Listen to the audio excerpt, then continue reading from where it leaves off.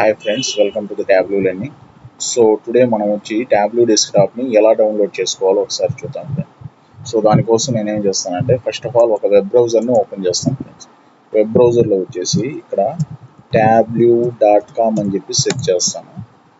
So నేను search చేసిన వెంటనే నాకు ఈ విధంగా Tableau వెబ్ పేజ్ అనేది డిస్ప్లే చూపిస్తుంది. సో Tableau వెబ్ పేజ్లో మనకి టాప్లో వచ్చి ఇక్కడ ట్రై నౌ అనే ఆప్షన్ ఉంది కదా, దీనిపైన యాక్చువల్గా అయితే సైన్ ఇన్ అనే ఆప్షన్ ఉంటుంది ఫ్రెండ్స్. మనం ఒకసారి సైన్ ఇన్ చేసిన తర్వాత ఇక్కడ నేమ్ వస్తుంది. సో నేను ఆల్రెడీ సైన్ ఇన్ చేశాను కాబట్టి ఈ విధంగా చూపిస్తుంది. మీరు కూడా సైన్ ఇన్ చేసిన తర్వాత ఇక్కడ ట్రై నౌ అనే ఆప్షన్ ఉంది కదా, ఈ ట్రై నౌ ఆప్షన్ని సెలెక్ట్ చేస్తే మనకి ఈ విధంగా డిస్ప్లే చూపిస్తుంది ఫ్రెండ్స్. ఇప్పుడు వచ్చి start your free trial of Tableau అని చూపిస్తుంది. ఫ్రీ ట్రయల్ అంటే మనకి 14 days వరకు వ్యాలిడిటీ ఉంటుంది ఫ్రెండ్స్. ఆఫ్టర్ 14 days ఏంటంటే కంపెనీస్లో మనకి Tableau లైసెన్స్ అనేది ప్రొవైడ్ చేస్తారు. మనం with the help of Tableau license ఏం చేస్తామంటే డెవలప్మెంట్ చేస్తాము. సో మన లోకల్లో మనం ఇన్స్టాల్ చేసుకునేదానికి ఈ విధంగా ఫ్రీ ట్రయల్ని యూజ్ చేసుకోవాలి ఫ్రెండ్స్. కింద బాటంలోకి వచ్చేసరికి ఇక్కడ Tableau ప్రోడక్ట్స్ అనేవి ఉంటాయి.